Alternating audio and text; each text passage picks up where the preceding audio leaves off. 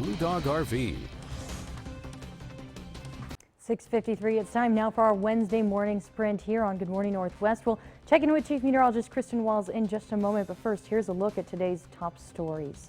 Two motorcycles crashed less than a few miles away from each other, all within 30 minutes. The first happened near Edison Street and Yellowstone Avenue on Tuesday afternoon around 5:40. A motorcyclist was hit by a car who was at a stop sign attempting to turn. The man flew over the car's hood and hit the ground, suffering a possible broken leg. The driver was cited for failure to yield right of way. And about 30 minutes later, another motorcycle crashed, this one on SR 240 eastbound, about half a mile away from the Edison Street exit. It all happened when a motorcyclist, 61-year-old Anthony Miller, failed to stop for slowed traffic, split the lanes, then hit a car that was attempting to change lanes. Miller was injured and taken to Cadillac Regional Medical Center. He's being charged with second-degree negligent driving. And the Franklin County coroner has identified the man killed in a farming accident last week. Arqueen Hernandez was driving a tractor on a farm between Pasco Calahoots Road and the Snake River. For unknown reasons, his tractor rolled, throwing him off. He died at the scene from a skull fracture. Hernandez's body will be sent to his family in Mexico. And the Benton County coroner has also determined the cause of death for the man killed in a Kennewick Park. Armando Rodriguez Willis died of a gunshot wound to the upper body.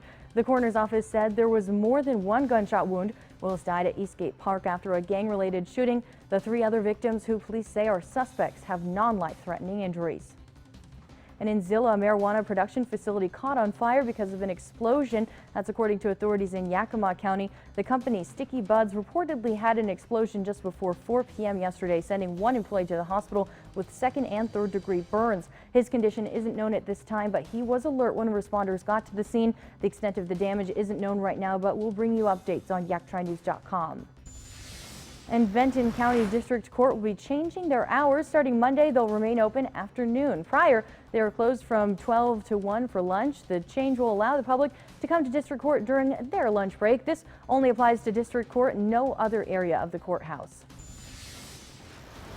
And tonight is your chance to meet and hear from the person who could be Pasco's future police chief. An open house is being held for the 4 candidates up for the position. This comes after former Chief Bob Metzger stepped down this spring.